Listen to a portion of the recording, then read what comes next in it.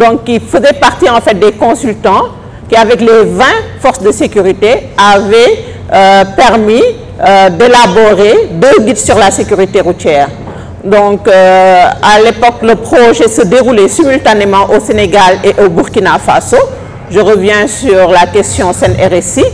Et il était intitulé à l'époque Road Maps to Security, c'était une feuille de route avec une approche donc de recherche-action qui nous avait permis en fait de mettre en place des projets pilotes au niveau de 2 axes routiers, donc 2 corridors, le corridor Dakar-Tambacounda et Dakar-Ziguinchor.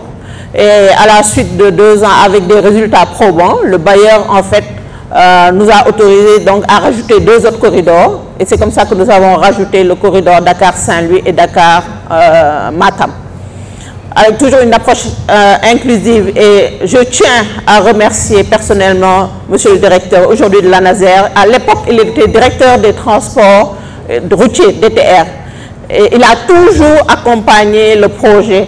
Donc sur le site de Partners, il y a des vidéos même où on le voit à l'époque, donc il était DTR et je tiens à le remercier pour son accompagnement qui est sincère et qui est durable. Également, l'ensemble des forces de sécurité, les membres du comité de pilotage.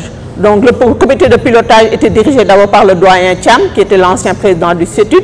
À l'époque, le docteur Matar Faye était dans le comité de pilotage, mais c'est le doyen même qui nous a recommandé vivement avec les autres donc, de l'avoir dans le comité de pilotage. Docteur Bintesen, à l'époque, représentait le ministère de la Santé avant d'aller à l'ANASER. Et le DTR avait désigné également un représentant du ministère des Infrastructures. Madame Abissila a rejoint ce comité de pilotage. Et comme il l'a dit tantôt, monsieur Mamoudou Seck, il avait évalué la première phase du projet. Et c'est après donc qu'il a pu joindre l'équipe.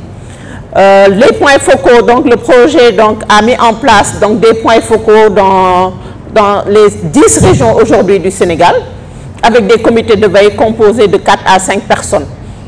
Et donc c'est un projet donc aujourd'hui qui est un des projets phares de Partners. Pourquoi? Parce que comme vous le savez, c'est un financement du gouvernement américain.